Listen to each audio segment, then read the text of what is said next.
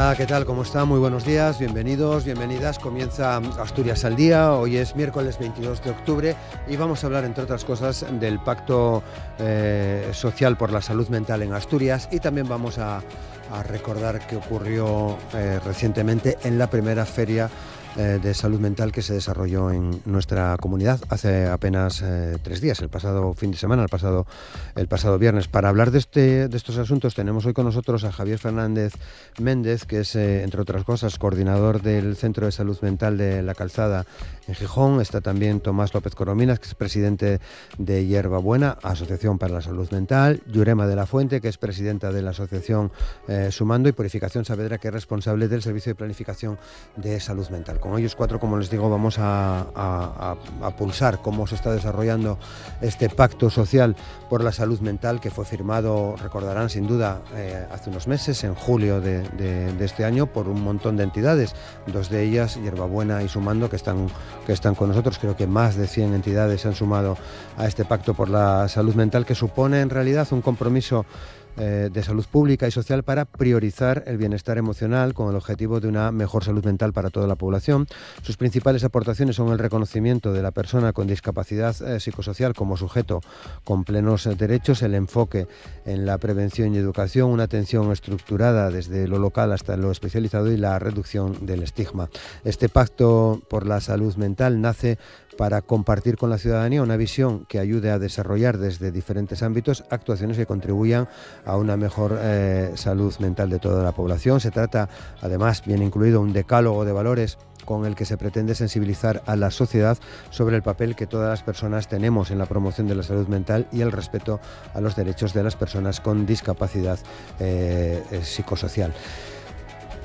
Tras la firma de este pacto por la salud mental y siguiendo los pasos de otras ferias que acercan los diferentes recursos sobre salud comunitaria, como la de la Viada en Gijón, el pasado viernes, Día de la Salud Mental, se desarrolló esta primera feria de salud mental del Principado de Asturias a través de los stands dispuestos por las entidades y administraciones que trabajan en Asturias. Se puso en valor las formas de hacer red en nuestro día a día, colaborando a mejorar la salud mental de la población. Ya les decía que me acompaña una asociación, Hierba Buena, una asociación asturiana sin ánimo de lucro, de utilidad pública, formada y dirigida por personas que atraviesen experiencias de sufrimiento psicosocial extremo o prolongado, y también vivencias extraordinarias que muchas veces se han etiquetado o diagnosticado desde la psiquiatría. Nacía Hierba Buena en el año 2000, es hoy uno de los principales referentes estatales en primera persona en el ámbito de la accesibilidad psicosocial y la salud mental. Y también nos acompaña la asociación Sumando, que vienen trabajando, si no me equivoco, desde el año 2012, diseñan, coordinan e implementan diferentes actividades y servicios de intervención psicológica y social destinados a mejorar el bienestar social. Son una asociación de profesionales comprometidos con la infancia, promueven entornos emocionalmente seguros y protectores con la infancia y la adolescencia, y desarrollan también programas psicoeducativos a través de acciones que incluyen la orientación a familias y a profesionales en estrategias de parentalidad positiva y un buen trato a la infancia. Así viene Asturias al Día en este miércoles. En cuestión de segundos saludamos a nuestros invitados. Asturias al Día, con Roberto Pato.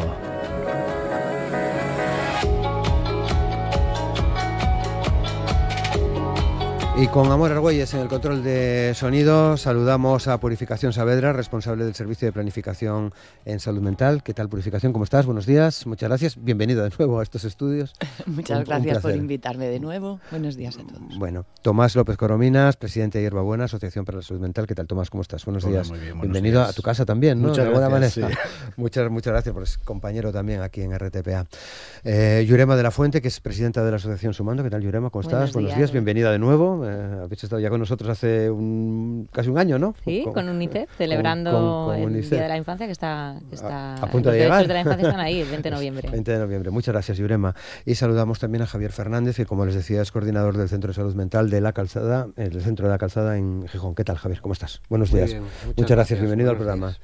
Bueno, pues vamos a meternos ya un poco en el asunto, y en términos generales quería preguntaros qué supone. Ya se firmaba hace unos meses, en julio, ya tiene cierto recorrido, pero qué supone, Purificación, este pacto por la salud mental en Asturias.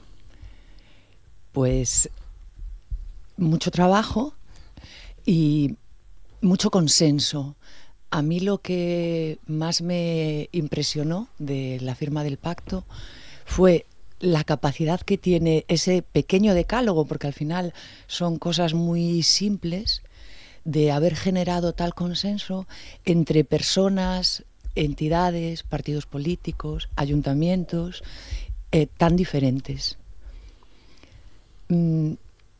Creo que al principio no se entendió bien lo que pretendíamos, porque se pensaba en medidas concretas, en actuaciones a lo mejor sanitarias, pero nosotros los teníamos claro, promovido desde la desde la Consejería de Salud, que lo que queríamos era que todas las personas que trabajen con salud mental en cualquier ámbito, o que porque al final con salud mental tenemos que ver todos, se comprometan en el ejercicio diario a asumir una serie de valores que son diferentes cuando se asumen desde un ayuntamiento, desde una sociedad científica o desde un partido político.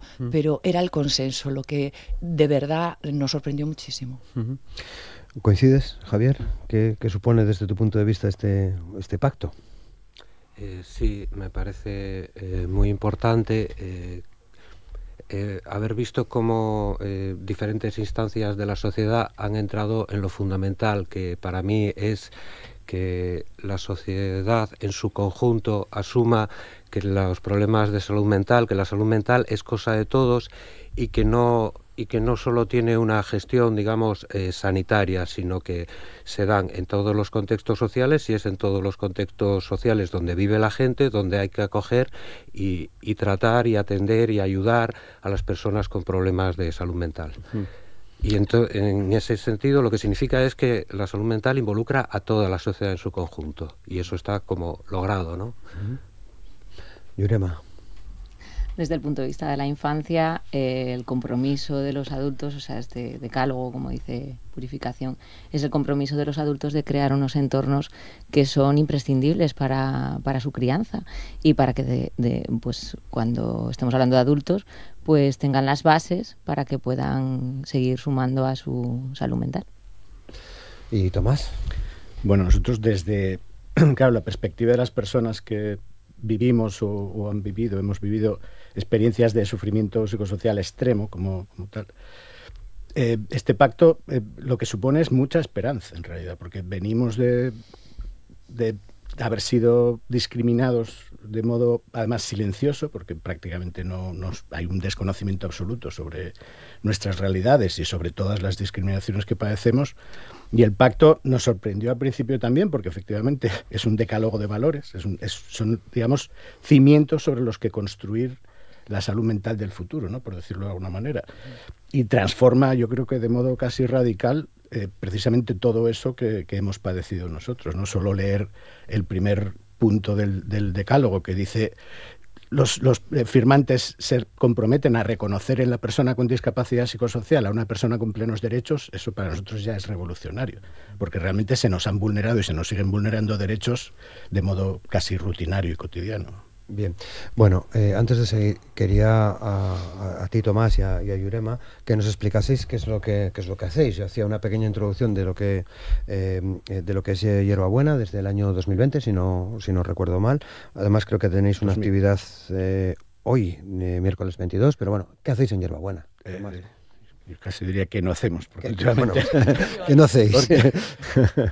Bueno, Hierbabuena cumple este año 25 años. Nació en el año 2000. Precisamente estamos haciendo muchísimas cosas por el aniversario. Y fundamentalmente al final se trata de crear espacios para encontrar apoyos, ¿no?, por decirlo de algún modo, para encontrar acompañamiento, para que la gente no esté tan sola, y luego para reivindicar o para exigir nuestros derechos también. Hay un abanico muy amplio. También hay personas que vienen más a hacer actividades y personas que estamos más en esa labor de hacer valer nuestras vidas, por decirlo de algún modo, y de hacer valer nuestros derechos, ¿no? Y en ese sentido participar en todos los foros, con las instituciones, con todo ese tipo de cuestiones. Pero fundamentalmente al final siempre decimos que Hierbabuena que el apoyo mutuo es transversal, ¿no? Al final, lo que supone para las personas el hecho de padecer un diagnóstico de la psiquiatría, sobre todo, es aislamiento, ¿no? Son prejuicios, es que te aparten, es que no te entiendan, es que no te escuchen. Y en ese sentido, encontrarte con otras personas que comparten esa vivencia y que ya de algún modo hemos podido razonarlo y darnos cuenta de dónde viene y darnos cuenta que el problema no está en nosotros, sino que precisamente está en esa dificultad para la participación que viene sobre todo de los prejuicios y del desconocimiento, ¿no? Entonces, en ese sentido, al final Hierbabuena para lo que está es para ofrecer apoyos fundamentalmente. Y decía, hoy tenéis una nueva sesión del segundo ciclo de cine y salud mental, imagínate, 6:30 de la tarde en el CEMAE en Avilés, ¿no? Correcto. Sí, es un ciclo que en realidad organiza, o sea, promueve la Dirección de Salud Mental del SESPA, y lo organizamos entre el Colectivo Verde, que lo ha hecho en septiembre en Gijón, en la Cinemateca de la Laboral, y nosotros en octubre en Avilés, en el CEMAE. Y el lema, digamos, de algún modo, el hilo conductor es en primera persona. O sea, es precisamente tratar de mostrar experiencias de personas que hemos vivido este tipo de experiencias. Bueno, de hecho se proyecta, si no me equivoco, los cortometrajes del segundo concurso Cortometraje Salud Mental, ¿no? Hoy es esa sesión, sí, hay un concurso que organiza la Dirección de Salud Mental de cortos, y hoy se hace esa proyección, habrá una votación, y el próximo miércoles, que es el último día, será la entrega de los premios. Muy bien, sabremos entonces quién gana, ¿no? Correcto. Bien. Y Jurema, en Asociación Sumando, desde 2012, ¿no? Asociación profesional, de profesionales. Sí, de profesionales, porque la fundamos un conjunto de profesionales muy comprometidas con la infancia, junto con una mamá adoptiva que era jurista y nos ayudó con todos los trámites y demás. Bueno, que en su día, ahora es mamá adoptiva, en su día estaba en el proceso de adopción. Y el caldo de cultivo de la asociación era esta experiencia que teníamos los profesionales que la fundamos, que seguimos dentro de la asociación, algunas de ellas además trabajamos ahora allí.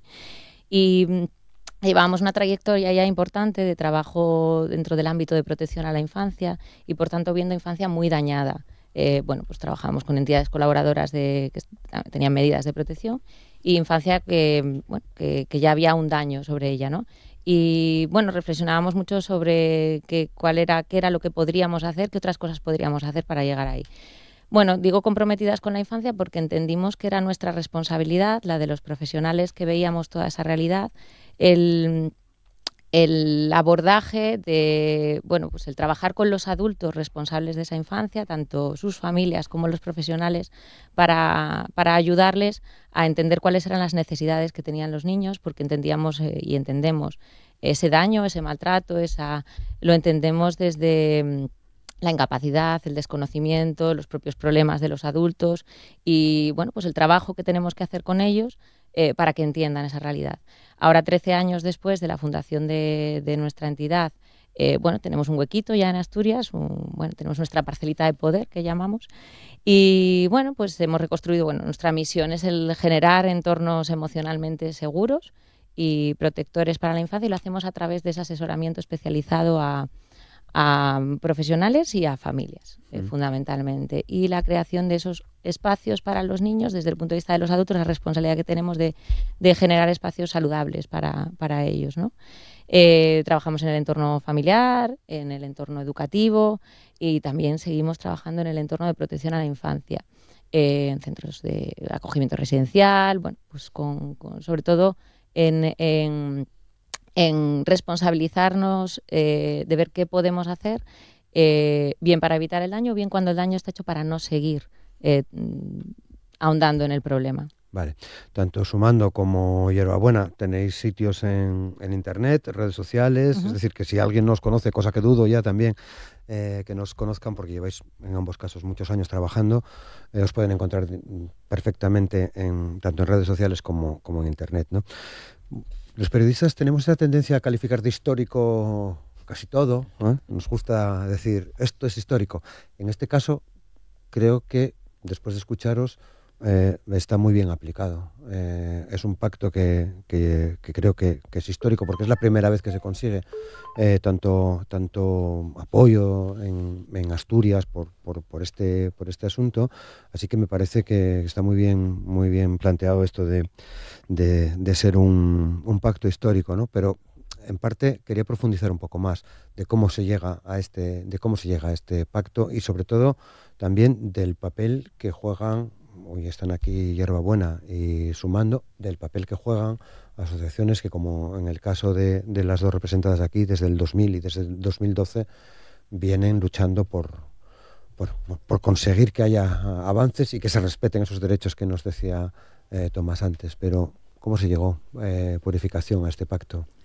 Bueno, pues el primer paso fue poner en marcha uno de los órganos de participación que venían recogidos en el Plan de Salud Mental, que es el Foro de Salud Mental. El Foro de Salud Mental recoge la participación de sociedades científicas, de colegios profesionales, de personas con experiencia propia, de otro tipo de entidades vinculadas con el mundo de la salud mental, pero también de la ciudadanía en general. Estaban representados consumidores, asociaciones de vecinos.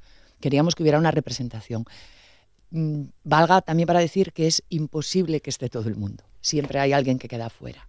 Sin embargo, a lo largo del proceso de elaboración del pacto, que nace ahí, en ese foro, sí que se ha ido añadiendo a todas las entidades que nos lo han pedido el querer participar en el pacto, aunque no formaran parte del foro en sí.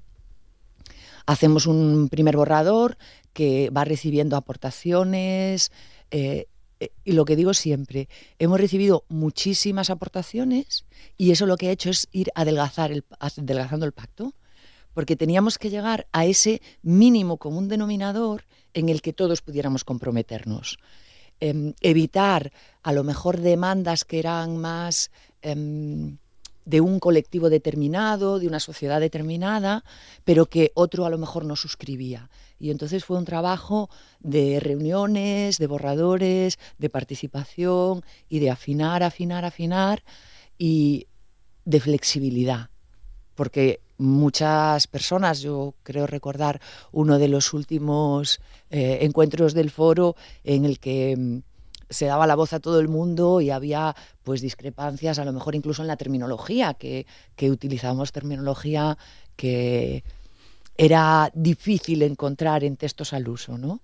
Y estábamos muy empeñados en utilizarla y muy empeñados en que formara parte del lenguaje. Y sí, en ese sentido, no sé si histórico, pero yo creo que le robo aquí las palabras a Tomás, que es al fin un principio, ¿no? Histórico, Tomás. Yo creo que sí. Además, es que yo no sé si hay algo similar en otras comunidades autónomas. Yo creo que Asturias debe ser la primera que tiene algo así. De cimiento, efectivamente, hay un montón de planes, hay leyes en alguna comunidad autónoma, pero algo que sea de poner las bases de lo que ha de venir, como es este pacto, y que sea además con ese consenso tan amplio que ha llegado a tener, yo creo que es fundamental. Y también un poco siguiendo lo que dice Puri de la terminología, para nosotros yo creo que es muy positivo el hecho de que se empiecen a utilizar términos que venimos utilizando nosotros, que se hable, por ejemplo, de discapacidad psicosocial, que es otro marco, en lugar de estar siempre viéndonos como cuerpos defectuosos, ver que el problema está en los entornos, ¿no? En las barreras que encontramos en los entornos. Ese tipo de cuestiones para nosotros es fundamental. Llorema. Bueno, el pacto yo coincido con ellos en el planteamiento. Y para la infancia es, lo que os explicaba antes, ¿no? Que para mí es son los valores que tenemos que transmitir y es como lo que tenemos que llevar por bandera, ¿no? Para ellos. Javier, tú coordinas un centro de salud en Gijón, estás, digamos, en primera línea, ¿no? ¿Cómo recibes este pacto y cuál es tu relación con las asociaciones, con el asociacionismo que empuja o viene empujando desde hace muchos años? Yo trabajo en un centro de salud mental, un dispositivo especializada, de atención en salud mental especializada. Bueno, creo que la ciudadanía sabe que primero se pasa por un nivel primario, la atención primaria, donde están los médicos de cabecera fundamentalmente, y los centros de salud mental es donde estamos los especialistas, psicólogos, psiquiatras, enfermeras especialistas. Los centros de salud mental se diseñaron para estar implantados cerca de donde viven las personas. Por ejemplo, en el caso de Gijón, pues hay 4 centros de salud mental distribuidos por toda la ciudad y que se han puesto digamos, en los barrios para que las personas tuvieran fácil acceso a los servicios de salud mental y para que los servicios de salud mental tuvieran interacción con la comunidad de referencia a la que sirven.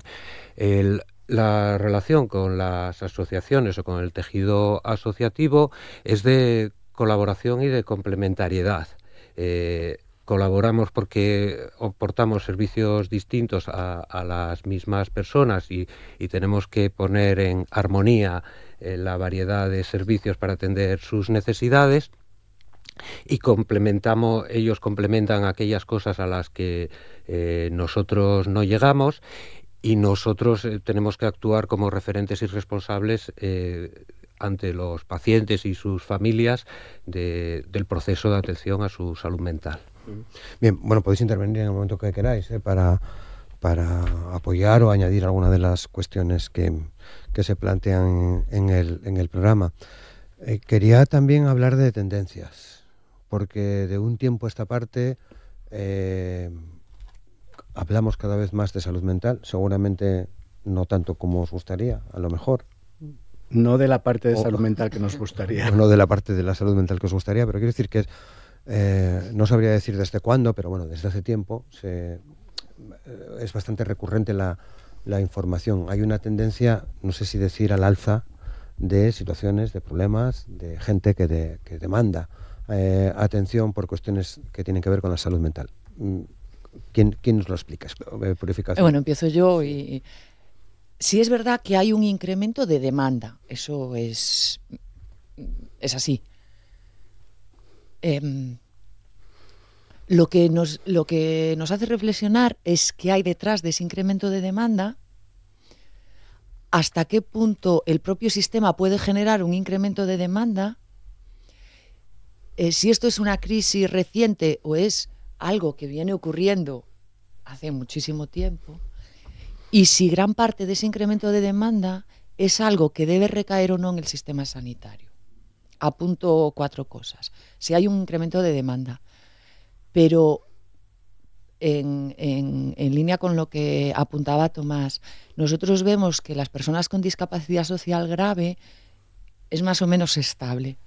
Es más, estamos viendo casuística que nos llega a los servicios por problemática a lo mejor más leve y muy relacionada con cuestiones sociales. Seguro que Javi nos lo puede precisar más, pero tenemos una gran cantidad de personas que llegan por problemas que se gestan en el mundo laboral.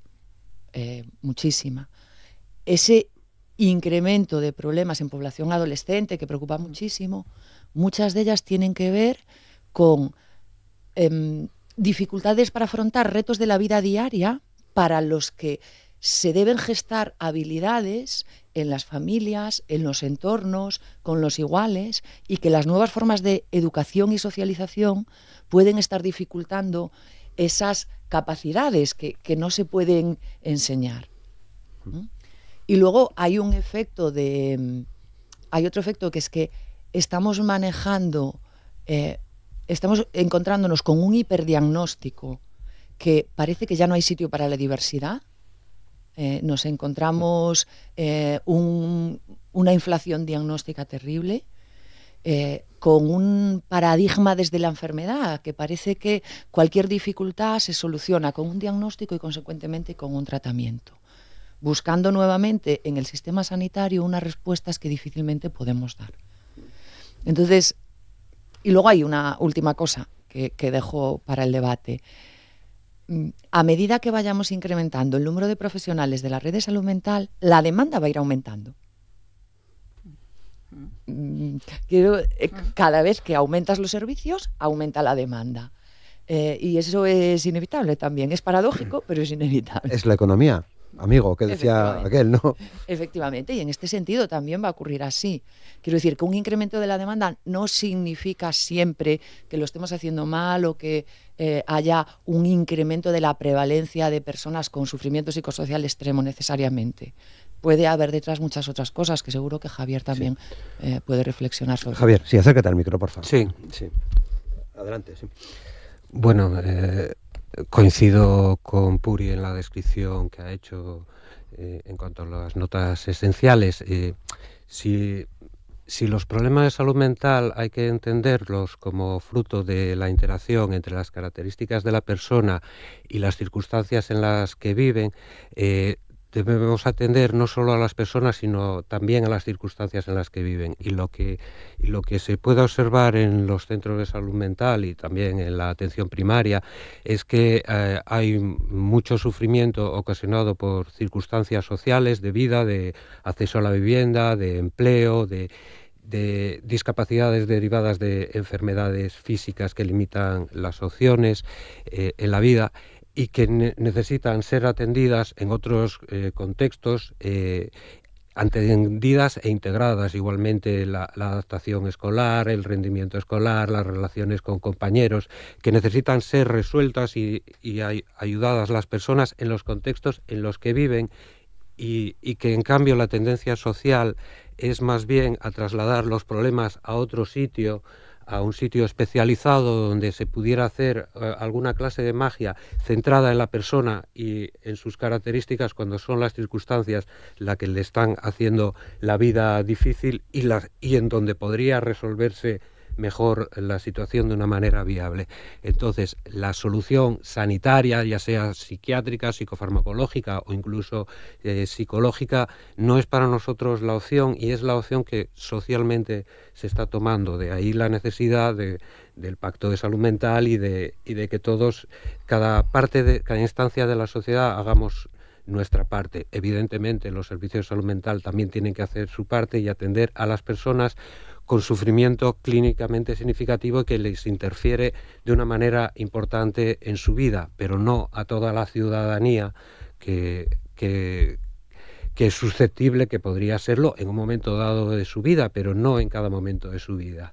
No es posible tener a toda la ciudadanía atendida por los servicios de salud mental. Hay un aumento de la demanda no solo en salud mental, sino también pues en el ámbito educativo, por ejemplo, ¿no? de recurrir a los equipos de orientación, de expresar.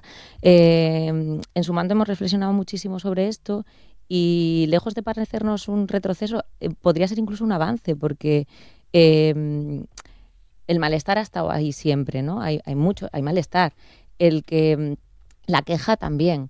Que avancemos en transformar esa queja y que los niños sean capaces de expresar una demanda de apoyo, de ayuda, de esto que me pasa es porque necesito hacer algo con ello, o bien que vosotros hagáis algo con ello, o bien que me enseñéis a mí a hacer algo, a gestionar esto que está ocurriendo, ¿no? Creo que nos da la clave de por dónde, de que tenemos, nos da como la oportunidad, ¿no? En el hecho de que el ser humano sea capaz de expresar su vulnerabilidad, de manifestar su vulnerabilidad desde el punto de vista de la expresión de una petición de ayuda, nos pone delante la oportunidad de influencia, de que podamos intervenir sobre la raíz de las dificultades. Entonces, para mí es una responsabilidad, es a ver qué hacemos con ello, ¿no? Por ejemplo, en el ámbito escolar, les decíamos, es muy frecuente que ante este aumento de la demanda lo que nos pidan son talleres de educación emocional en las aulas. Desde la asociación Sumando les decíamos, cuidado, esto es peligroso.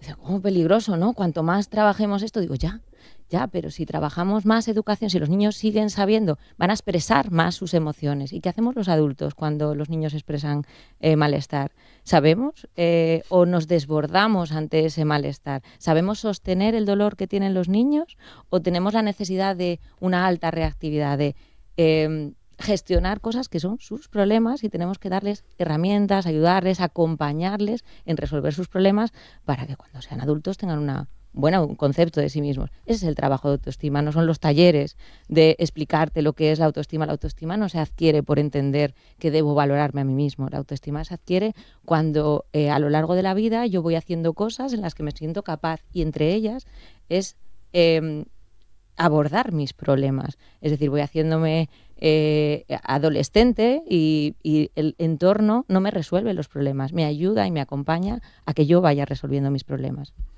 Tomás.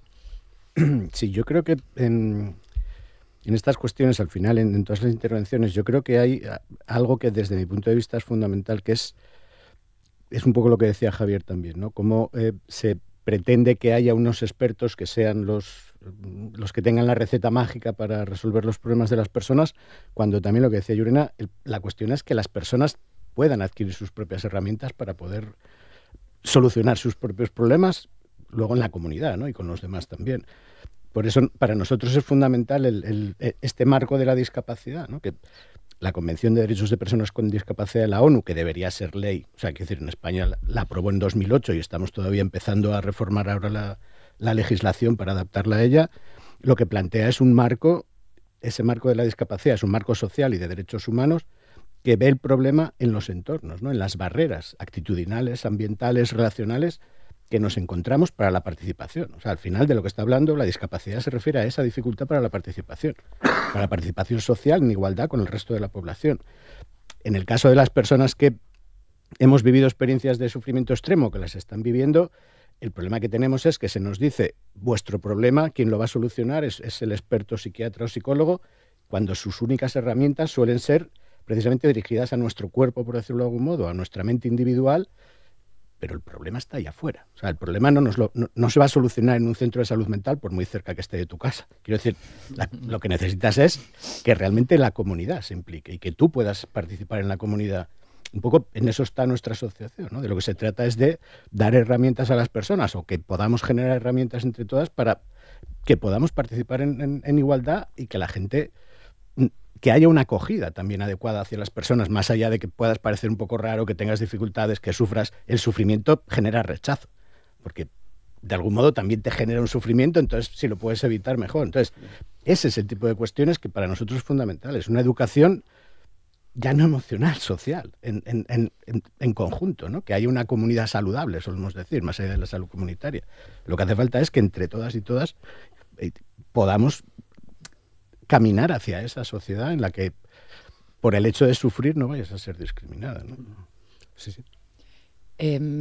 Sí, y yo creo que por remitirme al pacto, ¿no? Que es un poco el hilo conductor, nosotros asumimos ya en el plan de salud mental el modelo de los determinantes sociales de la salud. Sabemos que lo que le pasa a la gente es lo que determina cómo se siente y cómo le va la vida. No solo podemos incidir en características individuales, cuando lo social tiene mucho en las oportunidades, el trabajo, en la escuela, tiene mucho que ver con mi sufrimiento, pero no solo en crear mi sufrimiento, en originar mi sufrimiento, sino en cómo yo puedo gestionarlo, porque para gestionarlo necesito de mis capacidades individuales, pero también de mi entorno social. Y cómo yo, gestionado o no, luego soy parte de esa sociedad. Entonces, está en todas las partes, ¿no? del sufrimiento, en sus orígenes, en su manejo y en la adaptación a él.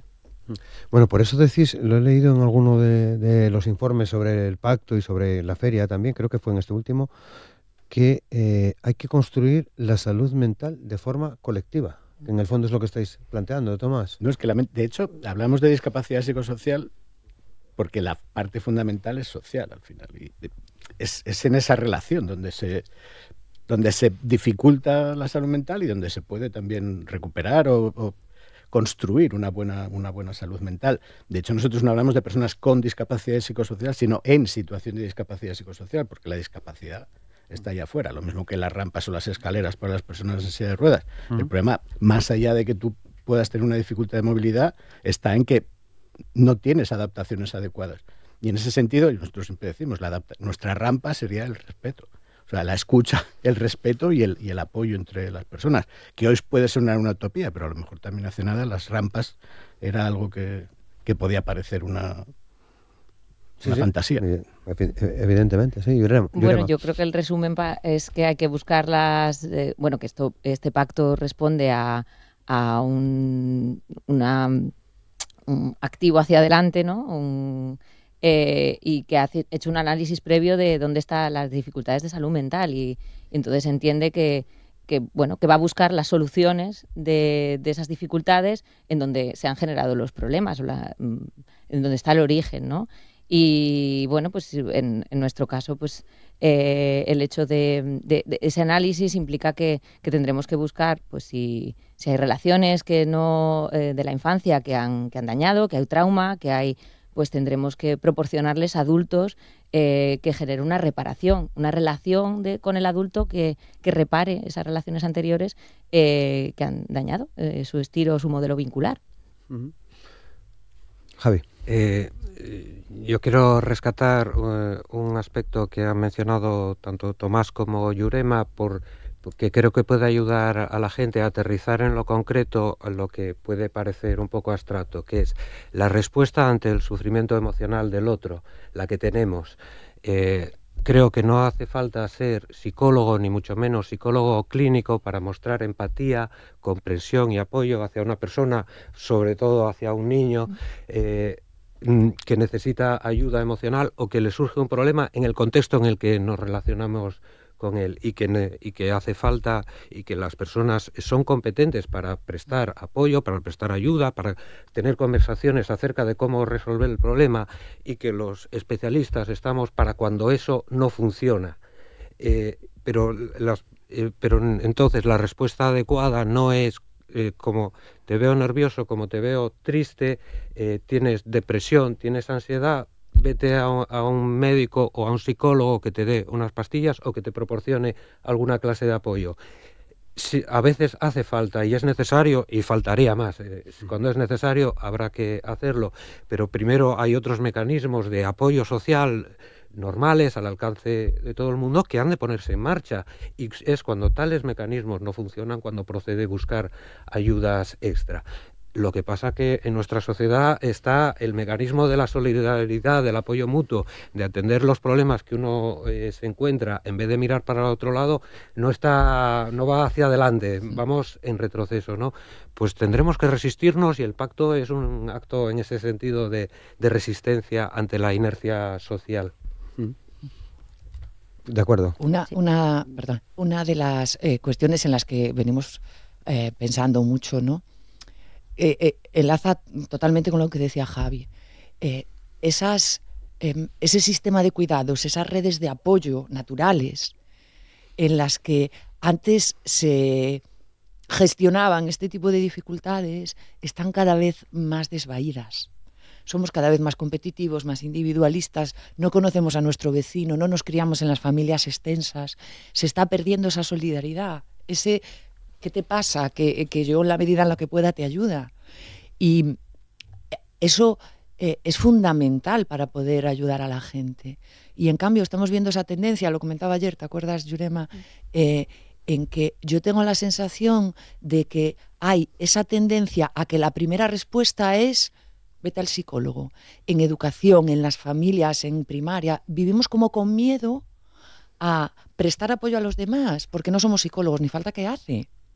Eres su amigo, y con eso más que suficiente. Y yo creo que, ahondando un poco en lo que decía Javi, eso es fundamental para entender por qué la salud mental es cosa de todos. Y al final es con eso, con lo que trabajamos los psicólogos, lo que ayudamos en consulta, en terapia. Yo soy psicóloga general sanitaria y en lo que estás ayudando a la persona es justo en eso, en ponerla en contacto, en tener experiencias que puedan ser reparadoras de lo que le ha ocurrido, o experiencias que sean activas y que puedan promoverle lo que le está haciendo sufrir, que en muchos casos pues es la soledad o es la falta de apoyo, atención, o cuando estamos en un punto de vista pues más preventivo, ¿no? Que te acaba de ocurrir algo que te está haciendo sufrir, que tienes malestar, pues el acompañamiento, la atención. Una de las necesidades básicas que tenemos a nivel afectivo es la conexión, y si eso no está, pues ahí es donde está la raíz de muchas de las dificultades de salud mental, ¿no? Si no tenemos conexión emocional, si no tenemos personas a nuestro alrededor, en nuestra red, que nos acompañen, sufrimos, y ese sufrimiento va generando círculos viciosos que hacen que nos aislemos, por ejemplo, cuando lo que necesitamos es justo lo contrario para poder... ahí está el profesional, y la labor nuestra está justo en eso, ¿no? En acompañar a la persona que ponga en marcha ese tipo de soluciones, ¿no? De búsqueda. Tomás, lo que pasa que, y lo conocemos bien, ¿no? En los medios, un poco la descripción que hacía Purificación, Esta sociedad va a una velocidad realmente brutal, ¿no? Queremos una respuesta totalmente inmediata al WhatsApp que acabamos de poner o al comentario que acabamos de hacer en redes sociales, o queremos leer rapidísimamente no sé qué titular. Todo eso genera también este momento en el que vivimos de tanta polarización y demás. Es como estar permanentemente en un bucle. Claro. No, y aparte que también, digamos, las pantallas en las que cada vez empleamos más tiempo todas y todos, también generan aislamiento, también generan distancia, ¿no? Por decirlo de algún modo. Yo solía decir, cuando la pandemia, que se hablaba de ¿cómo era? La distancia social. Sí. O tal. Bueno, de hecho, estamos hablando... Ya ves que hay ciudades en las que se puede leer todavía, ¿no? Claro, pero que realmente lo que se estaba planteando era distancia física, sí, pero se hablaba de distancia social. Y ahí es donde nosotros veíamos, joder, ahora todo el mundo está viviendo lo que nosotros hemos vivido toda la vida, que era la distancia social. Y luego, como decía en Argentina, los tapabocas, ¿no? Que de algún modo estábamos silenciados también. Digo, porque ahí también había como... Pero... Claro, al final, cuando estábamos hablando de todo esto, nosotros en Hierbabuena, por ejemplo, ahora mismo estamos desarrollando lo que llamamos la autopsicuela, para que cada persona pueda conducirse por sí misma, ¿no? Que aprenda a conducirse y tal, con herramientas de todo tipo, pero sobre todo de acompañamiento, ¿no? Al final, yo hablaba de que la discapacidad está basada en las barreras para la participación. Lo que nosotros queremos promover, lo que estamos buscando es apoyos para la participación, o sea, que las personas puedan efectivamente reconocer. Otra cuestión es el de la demanda, ¿no? Que solemos decir que, digamos, los servicios se han construido en función de demandas ajenas, que nunca han sido en primera persona. Ahora se están planteando precisamente la juventud, sobre todo porque están llegando a las redes sociales. Yo creo que de ahí viene también una demanda enorme, porque de algún modo se está hablando mucho más, algo que jamás se había hablado. Y ha sido la juventud, y también en gran parte a raíz de la pandemia. Son los que lo han puesto en la digamos, agenda pública, ¿no? Sí. Y ahí hace falta dar respuestas a esas demandas reales. O sea, está claro que los servicios de salud mental cubren una parte de la demanda, pero al final lo que no puede ser es que nuestras necesidades tengan que estar en función de la oferta, que nuestra demanda esté en función de la oferta. Hace falta analizar, que es un poco también en lo que estamos con la autopsicuela, identificar cuáles son las barreras que tienen las personas de todo tipo, porque es en todos los entornos, para ver qué respuestas hay que dar a eso, qué apoyos hay que dar para que sea la propia persona la que pueda conducirse por sí misma, con los apoyos que cada uno pueda necesitar, que evidentemente cada persona, en función de sus circunstancias, tendrá unas barreras mayores o menores, mayor sufrimiento, menos sufrimiento, o más dificultades de relación o lo que sea, pero es eso lo que hay que abordar. La cuestión es ver, sobre todo, en la generalidad, cuáles son las barreras principales que hasta ahora yo creo que no se están abordando, y hace falta desarrollar ya no recursos, o sea, ya no servicios, recursos de apoyos en todos los ámbitos, que eso es lo que falta. Hace falta eso, una comunidad saludable, y apoyar eso y financiar eso también. Es uno de los retos que tenemos por delante, ¿eh? Por supuesto. Sí, claro. Es uno de los retos que tenemos por delante, y que yo creo que además estamos en un momento en el que cada vez más entidades y organismos somos conscientes de ello. Tenemos desde hace un par de años un comisionado de salud mental que está absolutamente en la misma línea de determinantes sociales, de poner por delante las necesidades de las personas con discapacidad, de los apoyos. Estamos incluso buscando las maneras. Uno de los retos que tenemos para el año que viene es poner en marcha recursos diferentes, como por ejemplo casas, refugios, que estén en parte gestionadas por personas con experiencia vivida. Todo ese tipo de cosas que hace unos pocos años parecían ciencia ficción están en nuestra agenda, por supuesto. Retos, desde tu punto de vista, Yurema. ¿Qué tenemos por delante? Retos. Tenemos unos cuantos, pero bueno, hemos empezado ya con uno que para mí se ha avanzado muchísimo. Nuestra asociación nació con apoyo, y seguimos con apoyo de la Consejería de Bienestar Social, que ha creído en esto siempre, que además es una ley, la LOPIBI, que es una ley de protección integral, la ley actual de protección integral contra la violencia. Bueno, pues todo esto da un poco de de marco normativo a esto de lo que estamos hablando hoy en el ámbito del bienestar, ¿no?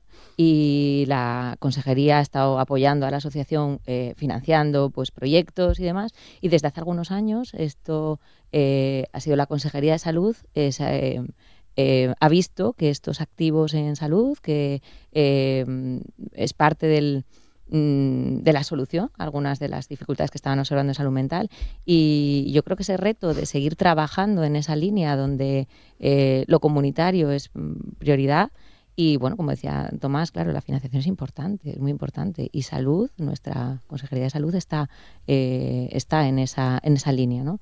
Yo creo que el reto es la continuidad y la estabilidad de esto, que no hace, ya llevamos un tiempo trabajando, pero que es reciente, todavía es reciente.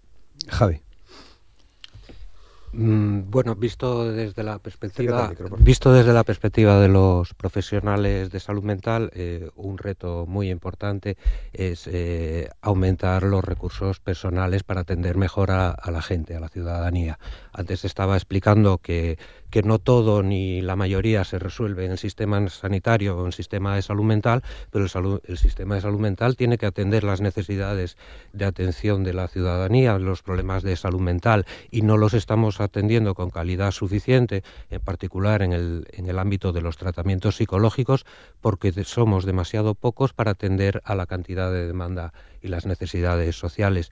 La Administración está haciendo y lleva años haciendo un esfuerzo por aumentar los recursos de personal, y van aumentando, pero estamos todavía lejos de lo que consideramos suficiente para atender las necesidades de salud mental. Bien, bueno, pues veremos a ver cómo va evolucionando todo este asunto. Hay un par de temas que todavía creo que podemos tocar. Uno tiene que ver con la primera feria de salud mental. ¿Qué balance hacéis? Buah, una pasada. ¿Cómo resultó esto?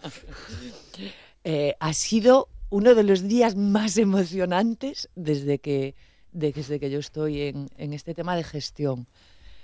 Lo primero, lo decías tú, pero lo quiero recordar para que no me vuelvan a reñir. Nos inspiramos en la Feria de Salud de la Viada. Cuando la vimos, dijimos, pues ya está. Este año, para el Día de la Salud Mental, nada de discursos, nada de formatos serios. Queremos hacer algo que sea una forma de ilustrar el pacto, que se vea, y nos decidimos por la feria. Buscando local, nos cruzamos con el Ayuntamiento de Siero, con el que estamos además trabajando para hacer un espacio seguro para jóvenes, y dijeron que no nos podíamos ir de allí. Nos secuestraron y nos pusieron todas las facilidades.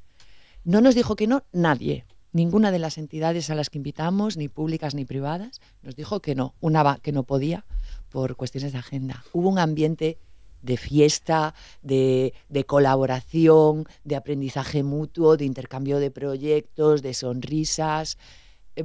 Yo estoy emocionada, agradecidísima al equipo con el que estoy trabajando, porque se dejó el resto, estuvo trabajando allí mañana, tarde y noche durante días, y la verdad es que el resultado muy satisfactorio. Ahora estamos pasando una encuesta a las entidades que participaron para que nos digan cosas a mejorar, porque siempre hay cosas a mejorar, pero la verdad es que la experiencia ha sido muy gratificante. Vamos, que va a haber una segunda edición. Bueno, pues si fuera por mí, la semana que viene. Tomás, ¿vosotros participasteis? Buena participó, yo lo que pasa es que no puedo asistir, con lo cual yo no puedo decir tampoco nada a favor ni en contra. Pero sí, mis compañeras tuvimos un stand allí y sé que hubo alguna charla. No te puedo decir gran cosa sobre la feria porque ya digo, yo no participé. Bueno, pero sí, por lo que he oído, la gente encantada. Sí. Se nos acabaron las cartulinas. Sí. O sea, la participación fue muchísimo mayor de lo que nosotros esperábamos. Y bueno, llevamos unas cartulinas allí con varias dinámicas. Una de ellas eran unas galletas que tú cogías tu galleta de autocuidado y dejabas otra. Escribías por detrás y dejabas otra, ¿no? Que eran como cosas que te podían ayudar a cuidarte, ¿no? Y entonces compartían unas personas sus recursos con otras. ¿Sabes quién cogió la mía? ¿Quién cogió la tuya? La consejera. ¡Ole! Sí. Bueno, si no te servía, además esto había otra premisa, que si no te servía podías intercambiarla, bueno, porque a lo mejor coges algo y dices, pues de esto ya tengo, ¿no? Pues voy a cogerme otro recurso. Bueno, pues se agotaron. Las compañeras además cuando lo estaban preparando decían, bueno, llevamos muchas porque como nos va a servir para otras cosas, esta idea que hemos tenido nos va a servir para... Llévalas todas, no pasa nada que esto ocupa poco. Se acabaron. Bueno, bien, por lo tanto, ¿no? Sí. Bien. ¿Tú estuviste, Javi? ¿Pasaste? No, yo no podía estar, tenía que estar trabajando en mi puesto, pero me llegaron los ecos, por supuesto, y primero también el precedente, que fue la feria que se hizo desde el Centro de Salud de La Viada, en el barrio de La Viada, y creo que tiene mucho valor el poner cosas en marcha, el juntar a un montón de gente para compartir, para transmitir. Eso es la clase de cosas que crea comunidad y que se hace desde lo pequeño como un barrio de La Viada y en la feria reciente que se ha hecho. Entonces creo que son cosas que animan, que promueven, que crean dinámicas. Bien, bueno, todo esto también, si no me equivoco, va dirigido a la futura ley de salud mental en Asturias, que posiblemente llegue al Parlamento en un plazo breve de tiempo. Se habla incluso de esta última parte del año, principios del que viene, del año 26. ¿Cómo se plantea esta ley? Bueno, pues esta ley es nuestra tercera pata para el banco. Tenemos un plan de salud mental 2023-2030 muy ambicioso, que tiene 246 acciones. Tenemos este pacto, que son las bases, los cimientos en los que todos hemos llegado a una serie de acuerdos, y esto ahora lo que va a cristalizar, estos cimientos, es en una ley que blinde estos derechos, que blinde una forma de atender, que blinde una forma de entender la salud, unas políticas de promoción, de prevención y de atención en salud mental. Hemos trabajado de manera en grupito pequeño para hacer un primer borrador, y ahora ya se está trabajando con los servicios jurídicos para garantizar que estas cuestiones tengan la forma jurídicamente adecuada, pero vamos, estamos reuniéndonos 1 o 2 veces a la semana con el tema de la ley. Bien, Tomás, claro, para vosotros es fundamental blindar derechos en una ley. Claro, sí, porque al final, claro, se habla de muchas cuestiones. Hay una fundamental para nosotros, que es la vulneración de derechos, que es casi cotidiana, incluso en los propios servicios de salud mental, porque la legislación actual, también es verdad, yo he participado en la redacción del borrador de la ley, y hay un problema, que es que la ley estatal manda sobre la ley autonómica. Entonces hay cuestiones que tenemos que cambiar en la ley estatal para que aquí pueda ser también así. Pero sí que es verdad que aquí se está haciendo un planteamiento mucho más avanzado respecto al que hay incluso en la ley estatal, esperando a que esa ley, que está a punto de... Hay una ley también del Ministerio de Derechos Sociales que aborda precisamente nuestros derechos, y que nosotros también estamos proponiendo enmiendas para que realmente las cumpla, y cumpla con la Convención de Derechos de Personas con Discapacidad de la ONU, que yo decía. Y hay otra cuestión que nos hemos empeñado también, y espero que aparezca al final en la futura redacción de la ley, que es la parte de la accesibilidad psicosocial, ¿no? El resto de discapacidades tienen sus accesibilidades. La Ley de Accesibilidad Cognitiva del Estado es de hace 4 o 5 años, no mucho más, y no hay una ley de accesibilidad psicosocial. Claro, cuando hablamos de accesibilidad nos referimos precisamente a apoyos para poder sortear esas barreras, ¿no? Y la cuestión es identificar cuáles son esas barreras para que eso sea ley realmente, y que se pueda desarrollar en función de eso. Siempre decimos, la accesibilidad psicosocial, igual que las rampas, no son solo para las personas en silla de ruedas, sino que para el carrito del niño, para el carrito de la compra, para lo que sea. La accesibilidad psicosocial debería ser universal también en ese sentido, porque estamos hablando de relaciones, ¿no? De encontrar elementos, apoyos para que se puedan sortear esas barreras psicosociales que al final nos encontramos todas y todos, ¿no? Muy bien. Brevísimamente, Yurema, sobre la ley. Pues un marco normativo que nos pone en la obligatoriedad de trabajar en esta línea que hemos estado describiendo hoy. Por lo tanto, es un avance, como decía Purificación, en la línea de aterrizar, que no solo sean principios, sino que sean derechos. Javi.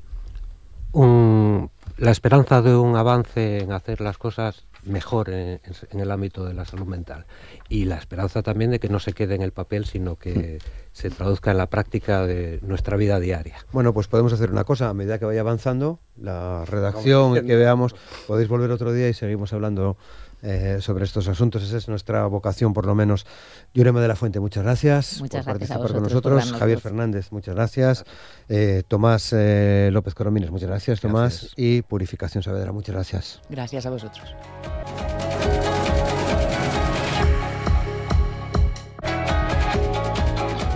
Güey, na entrevista vamos falar col escritor Miguel Rodríguez Monteavaru con motivo de la publicación del so nuevo libro Breve Inventario de los Seres Escondidos. Yo ya lo estaría apuntando este título porque lle una maravilla de libro, este Breve Inventario de los Seres Escondidos, especialmente paneños y paneñes, pero yo creo que especial para todo el mundo que quiera. Echa ahí una huellada. Miguel, ¿qué tal? ¿Cómo estás? ¿Qué tal? Buenos días. Supongo que estás contento, ¿no? Pues la verdad que sí. ¿Qué estás? Estoy contentísimo con este trabajo. Llevo publicando varios años Sí. y pocos libros me fixeron tanta ilusión como este. Llevóte mucho tiempo facelo. Pois mira, llevoume como uns 3 anos y algo. Investigación, é un libro de investigación. Entonces, como cualquier investigación, fai falta, pues eso, un proceso. Entonces, este libro, pues sí, uns 3 anos e algo. Bueno, bien con dibuixos de Juan Torres. Una parte con dibuixos de Juan Torres, ¿no? Como foi traballar con este diseñador? Pois é toda idea da editora de Esther de Edicións Pintar. Ella propuxo el nome de Juan Torres, que é un ilustrador de Granada, e, bueno, lo mesmo que a investigación llevou un proceso, tamén a ilustración llevou un proceso. Fixo falta, que non nos conocemos personalmente, pero fixo falta, bueno, pues saber cuáles eran as inquietudes de cada un.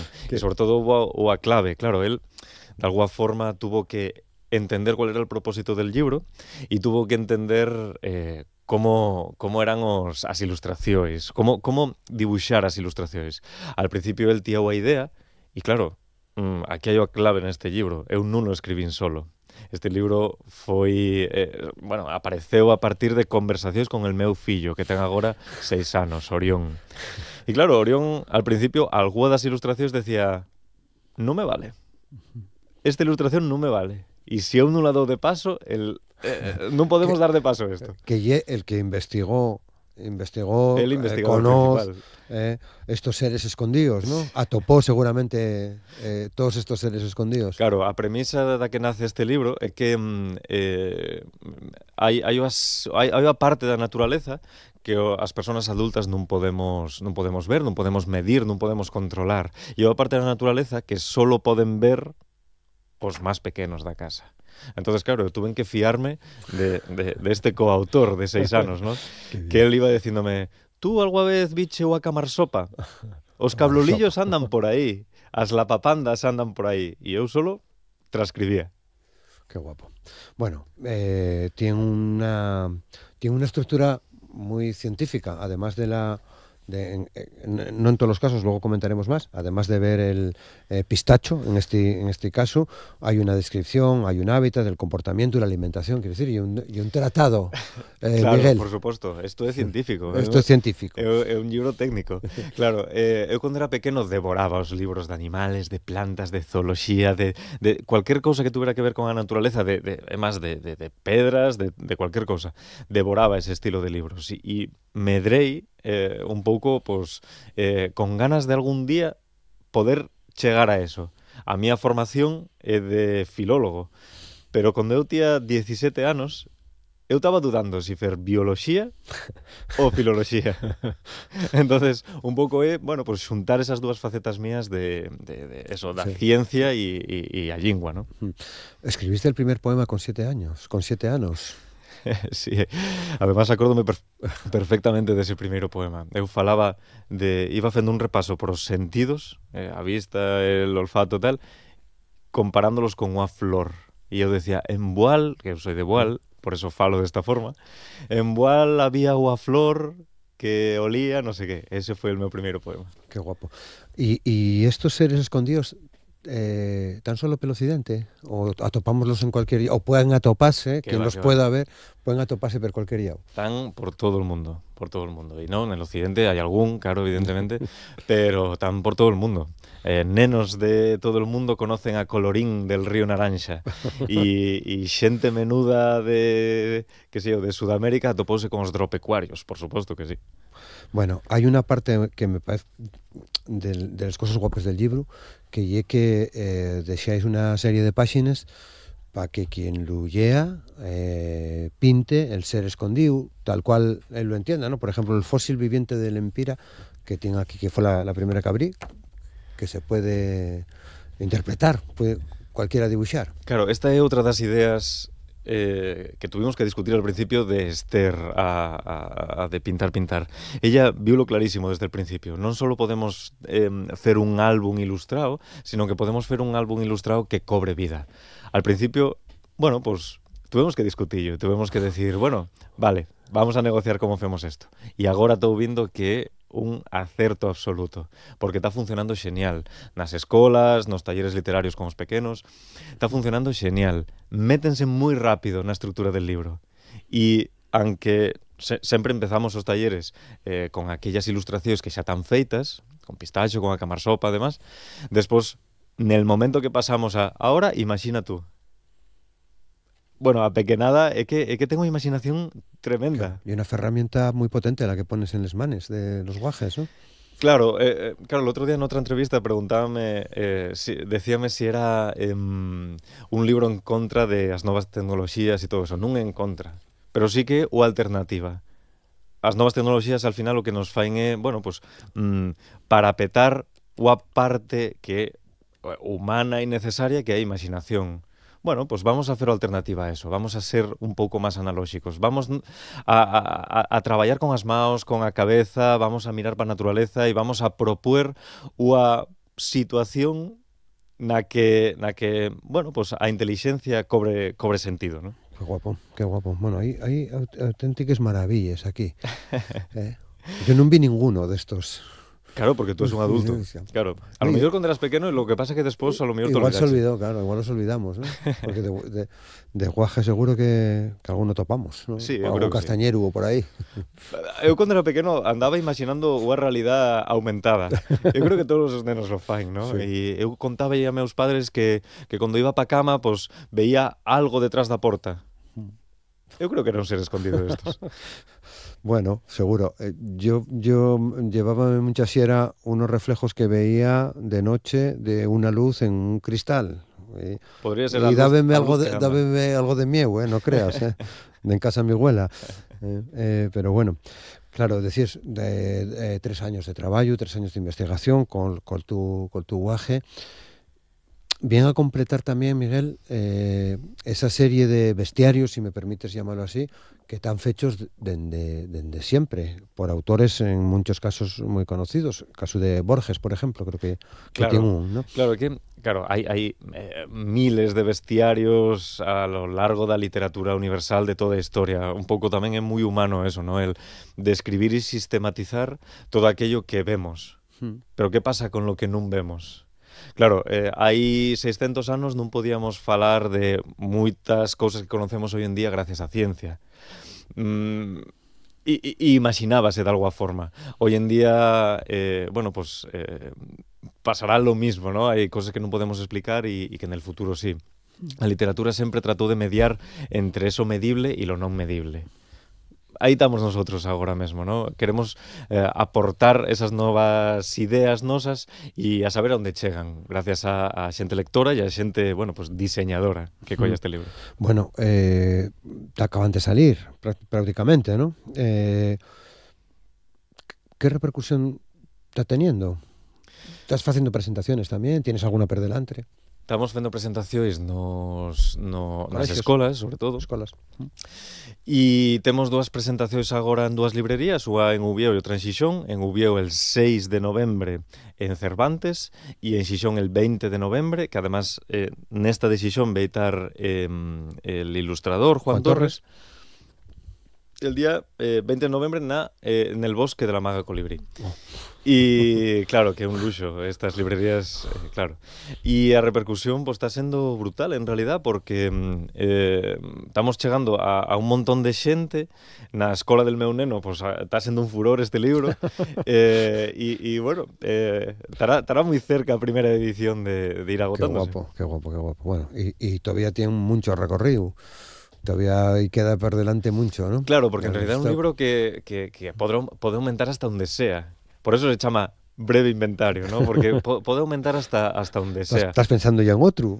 Bueno, que en realidad quedó otro tanto sin publicar. Claro. O sea, que tuvisteis que dejar fuera. Un montón. ¿Fue el Toguaje el que dijo que tomó decisiones? Bueno, hubo consenso. Hubo consenso, Vale. Vale. Hubo algún que decíamos, ay, no podemos quitar este. Claro. Bien. Bueno, el primer poema con 7 años, como falábamos en antes, Miguel, ya tienes una trayectoria importante, creo que son 7 o 8 libros ya publicados. ¿Cómo encaja este breve inventario de los seres escondidos en la tu trayectoria literaria? Pues mira, el primer libro que publico pensado en un público más bien infantil y la verdad que a experiencia con él está encantándome. Todos os libros que publiquei hasta agora, ou a maioría dellos son de poesía, pensada en adultos, poesía contemporánea, con unha visión moi global da poesía asturiana, da poesía en gallego de Asturias. E claro, ahora estou adentrándome nun ámbito que eu non conocía. Al final, ter sido padre, pues llévate por un camín con el que non contabas. Tanto vital como profesional. Y bueno, pues a mí parece que non quedará así. Habrá máis libros pa nenos. E eu creo que é unha vía que teño que explorar en el futuro, sí. Non debe ser fácil a literatura infantil e juvenil. É complicadísima, pero tamén teño que decir que nestos últimos 6 años teño consumida moita literatura infantil. Entonces, bueno, de alguna forma, pues vou conocendo como son os rudimentos, ¿no? Claro, bueno, muy bien, pues prestaríamos ver cómo sigues y cómo va evolucionando todo esto, porque entiendo también, Miguel, que la poesía no la dejes fuera. Que va, no. Escribes, no sé si a diario, pero no, que va, tienes pinta de escribir, a diario, vamos, de ser formal, refiérome de traballar. Bueno, claro, eu entendo a literatura, ese tema de as musas, de a inspiración e todo eso, non lo entendo, quero decir, nunca foi pa min así. Eu soy un obreiro da literatura. Sí. Soy un obrero da literatura, un albañil traballa todos os días nel seu oficio e un dentista traballa todos os días nel seu oficio. Pois el meu oficio é escribir e eu, aunque non traballo todos os días nello, sí que lo entendo desa forma, ¿no? É un traballo, é un oficio por el que, bueno, pues eu vivo dello, teño que cobrar por ello, pero tamén teño que presentar os resultados. Entonces ten que ser constante, non pode ser publico un libro e despois olvídome, ¿no? Eu, bueno, pues para min parece unha forma de vida. Claro. Bueno, de fecho tuviste varias residencias artísticas, ¿no? En Llaboral, me parece. Sí, tuve en varias residencias, además parece un traballo importantísimo nel labor de un artista.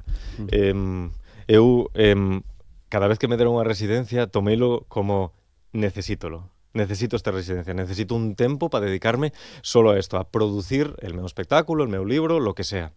Lo mismo, pues non sei, que cualquier persona que necesita estudiar a carrera para dedicarse al traballo que quer, ¿no? Pues esto es lo mismo. Bueno, pues non lo deixes. non creo. Non lo deixes. Y es músico también, ¿no? Sí. Fas un montón de cosas en realidad. Bueno, claro. Non sei onde sacas el tiempo. Non durmo. Vale. El día que eu pare, malo. Vale. Eu creo, mira, de verdad que ahora mismo con 35 anos non entendo a miña vida sin todas estas formas de expresión artística. Non la entendo, non podo entender a miña forma de ser sin subirme a un escenario, sin agarrar un micrófono. Que va. Claro. ¿Y con el guaje? Pues mira, ¿El guaje contigo o con vosotros, no? Claro que sí. Claro, él cuando era pequeño pues veía de manera totalmente natural subir a un escenario, coger el micro, cantar el barquito chiquitito y no sé qué, y para él es una forma totalmente natural de vivir. Claro, qué guapo. Bueno, y siempre en lingua, ¿no? Y obvia esta pregunta, ¿no? No te lo plantees de otra manera. No, hai anos sempre fían esa pregunta, ¿no? E por que escribes en gallego? Por que escribes en asturiano? E eu sempre respondía lo mismo, xa con 15 anos, Sí. Eu sempre respondía dicindo, ¿En qué quieres que escriba? No, porque sí, porque me peta, porque me dá gana, ¿no? Sí, sí. Non tengo outra explicación. ¿Y en occidental? Claro, sí, eu soy de Leonavia, Bugal. e aí, pues eso, falamos a variedade lingüística gallego-portuguesa, e bueno, en realidad, aunque eu sempre empecé escribindo desta forma, ahora mismo publico tanto en gallego como en asturiano. En asturiano teño varios libros publicados, aprendín de maior, e xa se pode considerar tamén a miña lingua. Claro. Bueno, en lo que tiene que ver con la lingua occidental, con la fastera del Navia y de Leo, cada vez empieza a haber más publicaciones. Está formándose, igual non tan apriesa como vos queréis, pero... Vamos a otro ritmo, sí, vamos a otro ritmo. Pero quiero decir que empieza a ser bastante habitual topase con traballos. Sí, claro, nos últimos... bueno, non sei, 30 anos, eu creo que se incentivou moito as publicacións nese ámbito. Sí. Non sei se de maneira positiva ou negativa, porque, bueno, pues hai certas implicacións ideolóxicas que marcan a trayectoria desta variedade lingüística, pero lo que sí que é verdade é que, bueno, que estamos nel mundo, estamos traballando, hai unha producción, hai unha serie de personas que son uns escritores, bueno, pues moi buenos, e bueno, seguimos a un ritmo lento, pero seguimos. Bien, bueno, breve inventario de los seres escondidos, que está ordenado alfabéticamente, si no me equivoco, y que podemos topar, bueno, pues seres realmente alucinantes. La imaginación al poder, como se suele decir. Claro que sí.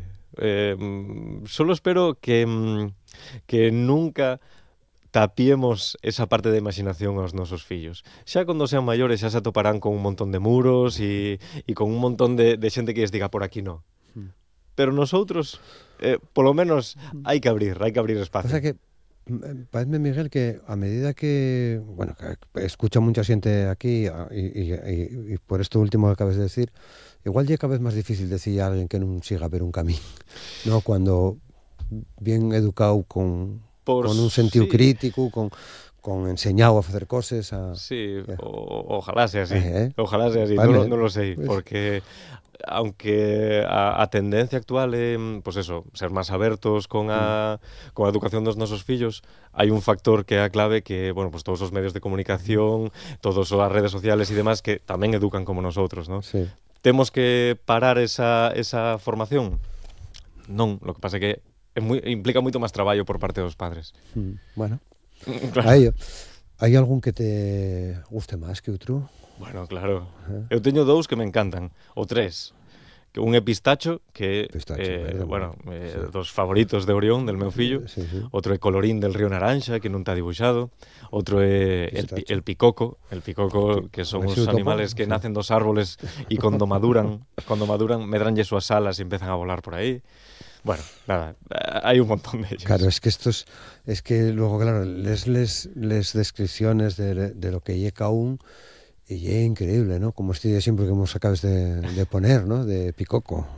Claro, é que, bueno, a ver, el libro ten un montón de capas de lectura, desde a máis simple que pode ser a dos nenos de 6-7 anos hasta unha lectura máis adulta onde se poden atopar pues moitas referencias, non só a cousas externas da literatura, sino, por exemplo, moitas referencias aos meus amigos, a miña xente, a miña familia, aos amigos do meu fillo. Hai mucho bual, entonces, aquí. Bueno, non só eso, non só bual, hai moitos sitios, hai moitas referencias, hai moitas capas de lectura neste libro. Vale. Bueno, pues hay que disfrutarlo. Breve inventario de los seres escondidos para cualquier edad, especialmente para los guajes, pero para cualquier edad, porque, bueno, hay una manera de aprender a buscar. Igual de mayores somos capaces de topar también seres escondidos. Sería pero guapo, pienso yo, ¿eh? Ojalá sea así. Bueno, agradecerte que hayas estado con nosotros, que tengas mucha suerte, Miguel. Muchas gracias.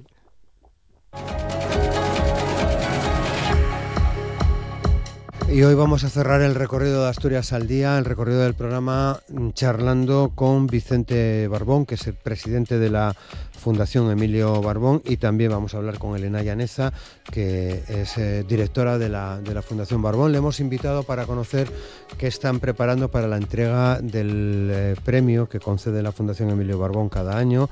Estamos en la edición número 22 de este premio. Se entrega el próximo lunes, día 27, a las 6:30 de la tarde, en la Casa de la Cultura de Pola de la Viana. Este año el premio ha recaído en la Agencia de Naciones Unidas para los Refugiados de Oriente Próximo, conocida como la UNRWA. Va a estar presente además en el acto para recoger este premio la directora ejecutiva de UNRWA España, que es Raquel Martí. Así que vamos a conocer algunos detalles que rodean a esta fundación que viene trabajando desde hace ya veintitantos años. Vicente Barbón, ¿qué tal? ¿Cómo estás? Buenos días, Roberto. 22, los mismos que el premio. Sí, efectivamente. ¿Dudaba si habéis empezado un poco antes? Bueno, realmente yo creo que la constitución, digamos, jurídica fue en noviembre, va a ser 22 años, porque bueno, en junio hizo 22 años que falleció Emilio, vale. Y bueno, los trámites llevaron a, bueno, pues unos meses. Muy bien. Pero 22 años. Bueno, buenos días, muchas gracias por acercarte. Vienes con Elena Llaneza. Elena, ¿qué tal? ¿Cómo estás? Hola, directora de la Fundación desde hace muy poco, sí. ¿no? Sí, bueno, sí, luego desde este enero, sí. Nos metemos un poco más en esos detalles. El próximo lunes, día 27, 6:30 de la tarde, Casa de la Cultura. Me imagino que va a quedar pequeña. Hombre, yo creo que sí, esperemos que sí, porque bueno, la premiada o la relación premiada yo creo que merece este premio sobradamente. Entonces, bueno, espero que haya una afluencia de personas que estén interesadas en el premio. Claro, porque si echamos la vista atrás, hace ya 2 años, más o menos, Raquel Martí, por desgracia, pasó al primer plano de la actualidad por el conflicto, por la invasión de Israel en Gaza y de cómo se destruía las oficinas de la UNRWA, ¿no? Efectivamente. A ver, desgraciadamente, yo siempre lo digo en los premios, cuando concedemos un premio siempre digo que desgraciadamente tenemos que conceder los premios porque, bueno, hay cuestiones que no deberían existir. No debería existir el conflicto entre Palestina e Israel y, bueno, desgraciadamente tenemos que poner en valor dentro de nuestras posibilidades pues la gente que está participando o ayudando en aquel territorio con todo lo que desgraciadamente está ocurriendo allí, con la masacre, vamos, injustificable de palestinos, 68.000 dicen. Y yo creo que ya no solamente los 68.000, que también, evidentemente, pero me imagino toda esta gente, todos estos críos, las personas que vienen llevando hace 2 años aterrorizados bajo de un bombardeo que no tiene justificación. Nadie justifica jamás, pero jamás no justifica que luego Israel asesine a 68.000 personas. Está claro. Bueno, a partir de las 6:30 es un acto, por lo que veo, que no cambia. Quiero decir que es igual, ¿no? Tiene la misma estructura. Sí, la estructura, evidentemente, sí, la estructura es la de todos los años, lógicamente. Bueno, pues interviene el alcalde de La Viana. Bueno, tú, lógicamente, eres el presentador del acto. Luego interviene el alcalde de La Viana dando la bienvenida a La Viana. Intervengo yo, pues explicando un poco algo del premiado y, bueno, más de la fundación, que es, bueno, realmente quien concede el premio. Luego interviene en este caso Elena, que es la secretaria del jurado, lee el acta de concesión. Interviene Raquel Martín, bueno, pues dando unas palabras también, y cierra el acto como todos los años el presidente del Principado, y bueno, mejor dicho, cierra el acto la masa coral de La Viana como de hace 22 años también. Ya, hace 22 años, ya pasa el tiempo volando, como suele decir Elena. Sí. Está claro. Bueno, este año actuaste como secretaria del jurado. Eso es.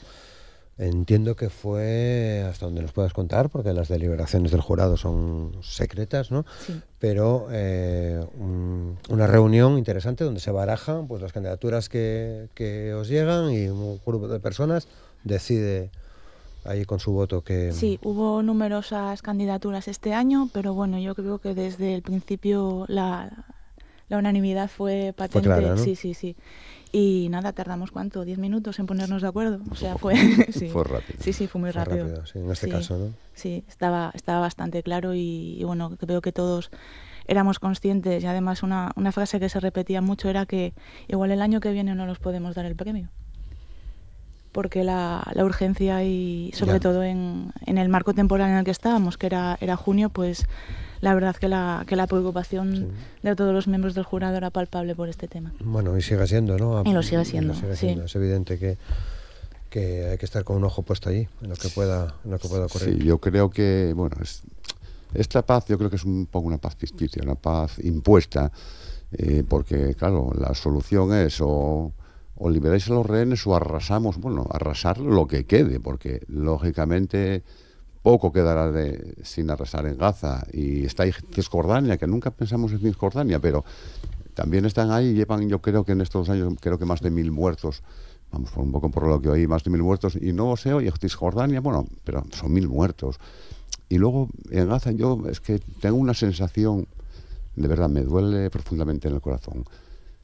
Muertos, los críos, las mujeres, los niños, las personas mayores, bombardeándonos todo el día. Si aquí ocurre una catástrofe y afortunadamente pues mandamos psicólogos, les damos ayudas, les llevamos comida, les mandamos un polideportivo, allí no hay, dicen, pues abandonar esta ciudad porque la vamos a bombardear y coger lo que podáis y marchar como podáis y hacer lo que podáis. O sea, yo creo que es algo inhumano. Yo creo que es inhumano lo que está haciendo Israel en Gaza. Bueno, pues el lunes tendremos la entrega del premio. Coincide además con que la Viana se está organizando para el sábado un festival, 12 horas de música.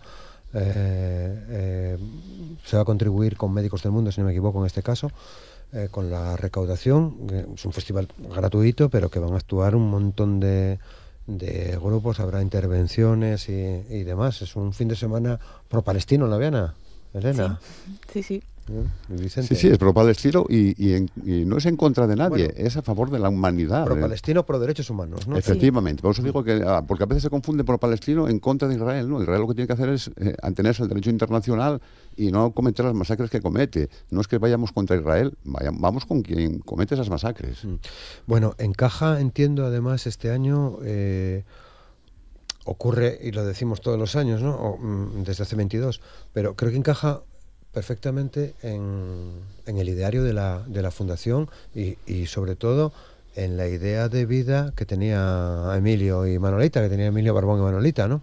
Claro, efectivamente, vamos a ver, Emilio, que era una persona que tenía fuertes convicciones, pero tenía unas convicciones democráticas, no era una persona tampoco, digamos, maleable, ¿no? Tenía unas convicciones fuertes, pero dentro de unos criterios humanos, ya digo, es que sobre todo criterios humanos. El diálogo en la fundación es una fundación plural, porque no voy a obviar que Emilio era secretario general era afiliado a la UGT y al Partido Socialista Obrero Español, pero en la fundación está representado el PP, que por cierto renovó ahora la persona que ocupa el puesto por el Partido Popular, está Izquierda Unida, está UGT, están los sindicatos, Comisión Obrera, están los sindicatos y los partidos que en aquel momento había, lógicamente ahora pues el espectro es mayor y no están porque en aquel momento no existía. El momento de hace 22 años, ¿no? Claro, el momento que había hace 22 años. La fundación. Quiero decir que es una población plural donde allí todo el mundo puede ir, opinar, lo que está dentro del patronato, nadie, repito, aunque sea Emilio fuera afiliado a la UGT y al PSOE, la fundación no es una fundación del PSOE ni de la UGT, es una fundación más amplia y así pretendemos que sea una fundación donde se pueda dialogar, donde se puedan llegar a acuerdos y esto es un poco lo que queremos transmitir a la sociedad. Por ejemplo, en este conflicto que estamos hablando, Israel y Palestino, aquí lógicamente no se va a solucionar porque llegue Trump y diga o liberáis los rehenes o os arrasamos. No se va a solucionar porque el conflicto está ahí latente. La ocupación de Israel en los territorios palestinos, hace unos días veía en Gaza, un mapa de Gaza, cómo era, cómo es, y los asentamientos judíos que hay. Es que es un queso de Gruyère, está lleno de asentamientos judíos. Es que es imposible que eso se llegue a ninguna paz cuando están masacrando a los palestinos continuamente. Entonces yo creo que la Fundación propiciamos siempre el diálogo y buscar puntos de encuentro y entendimiento para buscar la paz, pero la paz verdadera para las dos partes. Bueno, de hecho esto que comentas, ¿no? El último acto que hiciste, si no me equivoco, fue un homenaje a tu padre, Elena, a Jesús Llaneza, primer director de la Fundación, buen amigo y recordado además, y a Chema, ¿no? Que fue concejal del Partido Popular, ¿no? Que siempre participó además. Sí, participó siempre activamente en la Fundación y desde el homenaje, que también lo repetimos, como cuando hemos ahora dado el premio, el espíritu de la Fundación y también, como ha dicho Vicente, es claro, nosotros lo que pretendemos es construir diálogo, construir puentes y digamos que intentar aplacar toda la crispación en la que se vive actualmente, porque es, digamos, también triste. Yo me hago memoria de lo que pensaría tanto Manolita como Emilio, como mi padre también, si vivieran ahora en la situación actual. Ver esta situación a veces en la que nos enzarzamos en discusiones que no llevan a ningún sitio. Está claro. Tiempo complicado el que nos toca vivir, Vicente. Sí, hoy son tiempos complicados, pero yo a veces pienso, como ya tengo una edad, a veces pienso pues en Emilio y mucha más gente, ¿eh? Sí. No solamente Emilio, Pablo, en la Viana, mucha gente, Nicolás, mucha gente que, pues que luchó en momentos difíciles. Bueno, y gracias a ellos, gracias a todos en general, pudimos llegar a la democracia que tenemos. Si esta gente no hubiera dialogado, no hubieran cedido de parte y parte, seguramente, pues, no sé si seguiría una dictadura, pero desde luego no tendríamos la democracia que hoy tenemos. Y eso es lo que queremos poner en valor de Emilio Barbón y de la Fundación y de todas estas personas. El primer premio fue al pueblo de Madrid. Sí, fue cuando los atentados del 11M. Del 11M, sí. Y hubo también un premio a los constituyentes. A los padres de la Constitución, efectivamente, ¿no? Sí, también si concedimos. ¿Fue el segundo entonces? No sé si fue el segundo o el tercero. El tercero, no sé si fue el segundo o el tercero, pero sí, efectivamente. Concedimos un premio a los padres de la Constitución, por lo que estamos hablando, porque fueron capaces de dialogar y llegar a acuerdos en beneficio de la sociedad en general. Sí. Yo creo que ese es un poco el símbolo de la Fundación. Pues venís trabajando desde hace 22 años. Recientemente habéis hecho nuevas incorporaciones. De hecho, Elena, eres directora de la Fundación desde hace ya unos meses, ¿no? Desde enero, decías. Desde enero, de este año. Desde enero. Y se incorporó más gente, ¿no? a la dirección de la Fundación. Tenemos, como ha dicho Vicente, a Cristina, que es edil en la Viana del Partido Popular. Cristina Alonso. Sí, Cristina Alonso. Leopoldo Tolivarábalas, Miguel Hernández Muñiz, que son los dos profesores de la Universidad de Oviedo. Y el representante de Izquierda Unida. Pablo, creo que es profesor también. Vale. Sí, que es el concejal también en la Viana. Sí, que es concejal también en la Viana por Izquierda. Diego, perdón. Sí. Concejal de Cultura, sí, Diego. Barbón, me parece. Sí, no me equivoco. Barbón, sí. Ana y Cristina. Son nuevas incorporaciones, sí. Porque entiendo que tenéis nuevos planes, o tenéis planes para la Fundación. Bueno, tenemos que revitalizar un poco la Fundación. Efectivamente, claro, en 22 años, desgraciadamente, varias personas han fallecido.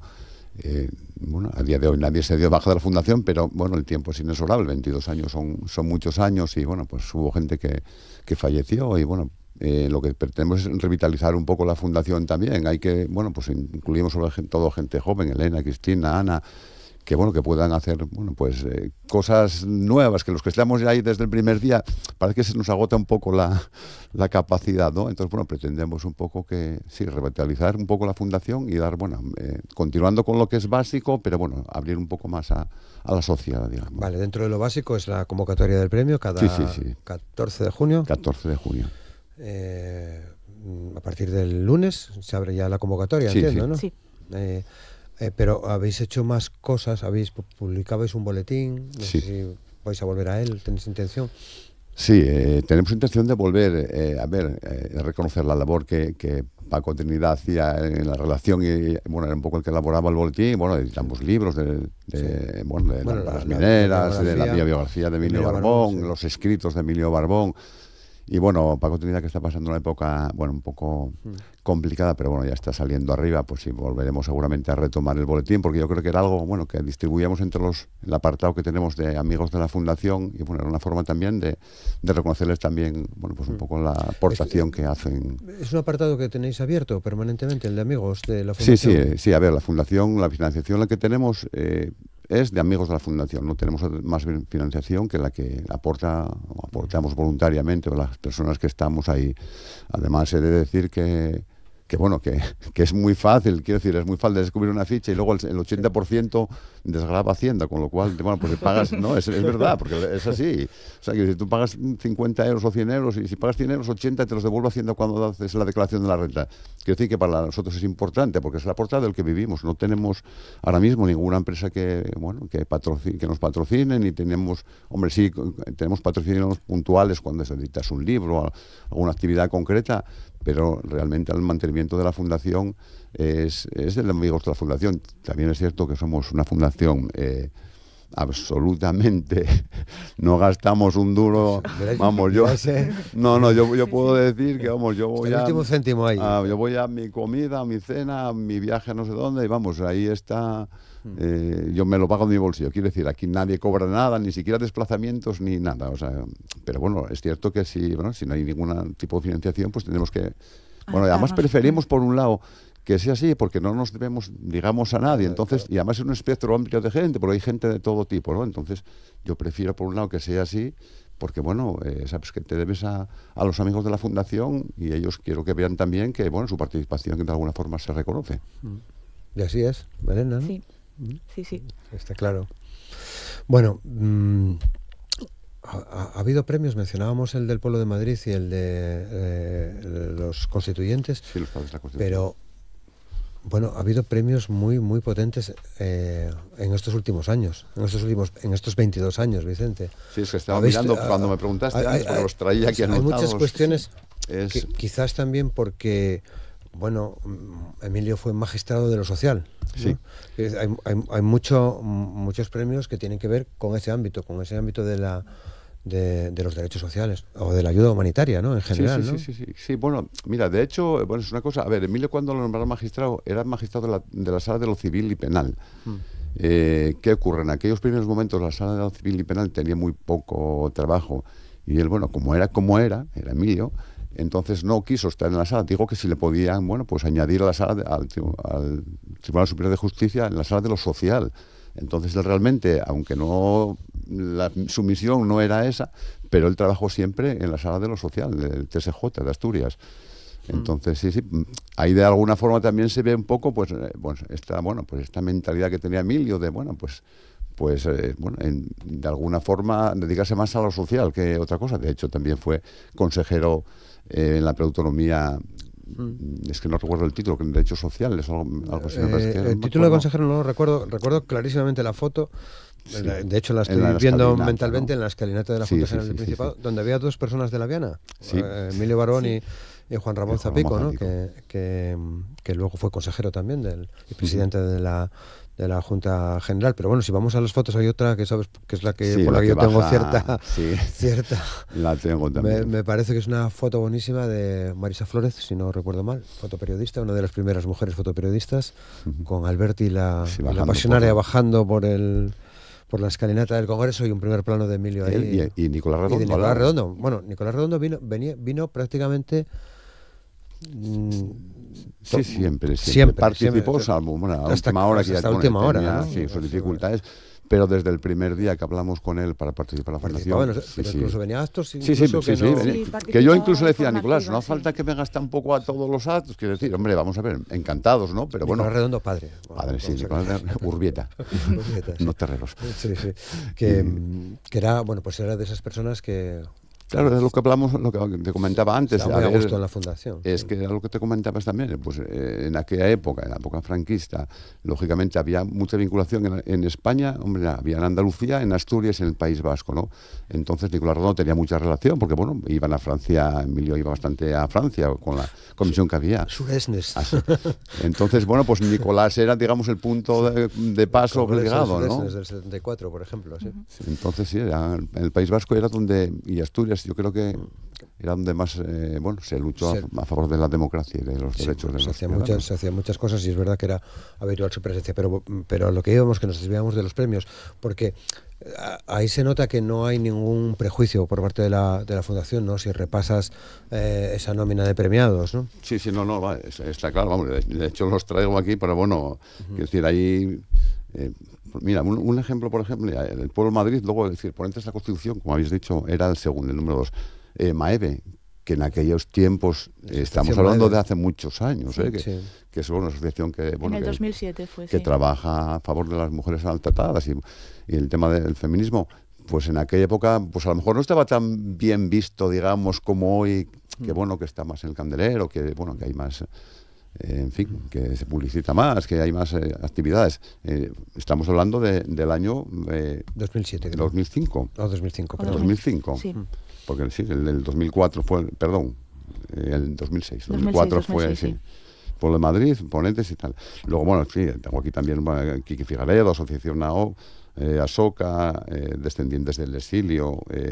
Proyecto Hombre también. Proyecto Hombre también, sí, fue también. Fíjate, Asoka, que luego fueron Premio Princesa de Asturias. Sí.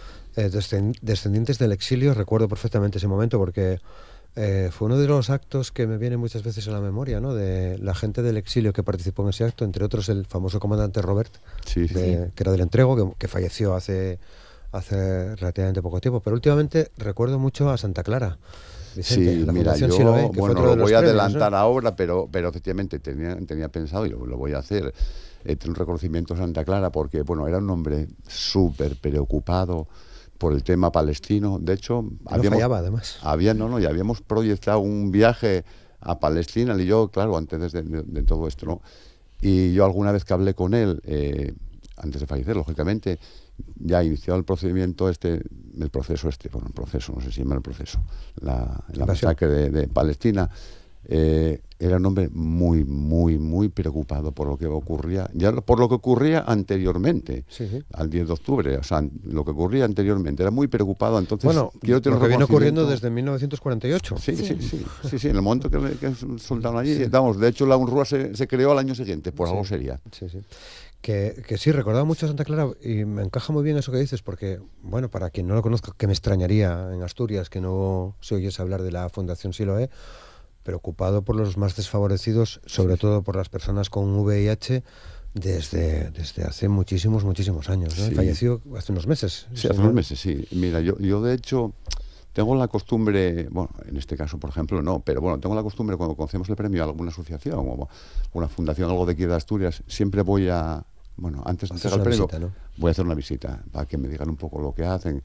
Y vamos, lo que hacía la fundación, o lo hace la Fundación Siloé, con Santa era impresionante. Vamos, hicimos un recorrido por todo lo que hacía y vamos, yo quedé impresionado. Además era una persona, venía a los actos, se quedaba a la cena, estabas hablando con él o a tener la comida, lo que fuera, ¿no?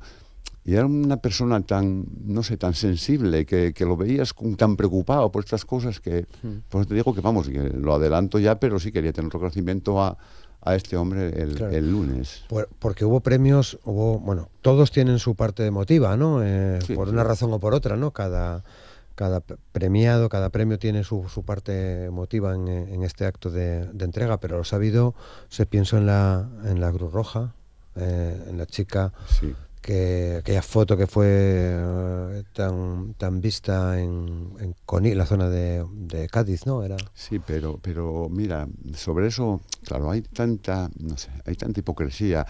Recordad que ese chico, que recuerda senegalés, fue expulsado de España. La gente dice que no, que entran aquí, se quedan aquí, viven aquí sobre ella se dijeron algunas cosas también. Exactamente, bueno, y vamos bastante sobre ella, deplorables, ¿no? Exactamente. Bueno, pues el chico fue deportado. Y bueno, creo que murió hace también unos meses, ¿eh? Sí, murió hace unos meses. Entonces quiero decir que luego como se nos llena la boca, dicen, bueno, pues claro, vienen aquí, la paguita del inmigrante que entra aquí ilegalmente, pues no, pues los expulsan cuando corresponde, los expulsan, y creo que volvió a entrar otra vez y falleció aquí, en España, hace unos meses, ¿eh? Ese fue otro de los premios, ¿no? Quiero decir que en parte igual está en el acierto a la hora de escoger las personas que forman el jurado, bueno, de las candidaturas que llegan, lógicamente, y también de las personas que van formando parte de los distintos jurados, ¿no? Para valorar, ¿no? Porque pienso yo que hay que tener en cuenta unas cuantas cosas, ¿no? Al margen de lo bueno que sea, buena que sea la candidatura. Mira, siempre las candidaturas, bueno, esto lo puedo decir a Elena, que estoy en este, yo si no puedo, no intervengo en el jurado, porque bueno, prefiero mantener un poco al margen, digamos, pero las veces que interviene, A ver, todas son merecedoras, claro, el problema es que solo puedes dar un premio. Entonces, yo siempre, es lo mismo también. A ver, todos lo merecen, pero tienes que optar por uno. Bueno, y Elena, que participó este año, lo sabrá mejor que claro. Sí, bueno, y además también históricamente siempre hemos intentado que el jurado reúna pues un grupo de gente de sensibilidad diversa, pero que al final están alineados con los valores de la Fundación. Porque hay una parte del jurado que es parte de la Fundación y luego, otra parte que es gente, exacto, digamos, externa a la Fundación, que no pertenece a la Fundación y que vosotros buscáis, claro. Sí, entonces bueno, siempre intentamos que esa gente pues tenga una sensibilidad afín a la Fundación y que por supuesto pues aporten lo mejor de sí mismos. Desde luego. Bueno, pues llegamos al final. Recordamos que el próximo lunes 27, 6:30 de la tarde, Casa de la Cultura de Pola de la Viana. No sé si tendréis que poner una pantalla afuera o algo, porque me consta que va a acudir mucha gente, al margen de la que la propia Fundación invita, ¿no? O sea que bueno, pues me parece que va a ser un acto. Nos agradaría, por lo menos vemos la sensibilidad de con la mucha gente, gente, ¿no? Con mucha gente, sí, desde luego. Bueno, se está viendo en relación a Palestina. Pues entregará el premio, va a recoger este premio Raquel Martí, que es la directora ejecutiva de la UNRWA en España, Agencia de Naciones Unidas para los Refugiados de Oriente Próximo. Próximo lunes, día 27, 6:30 de la tarde, Casa de Cultura de Pola de la Viana. Vicente Barbón, muchas gracias por acercarte a conversar con nosotros. Elena Llaneza, muchas gracias también por estar con nosotros. Feliz día, muchas gracias. Venga, igual, gracias. Y nos vamos, ya sabéis que mañana jueves estaremos de nuevo con ustedes. Les deseamos un feliz miércoles, disfruten del día. Hasta mañana, muchas gracias.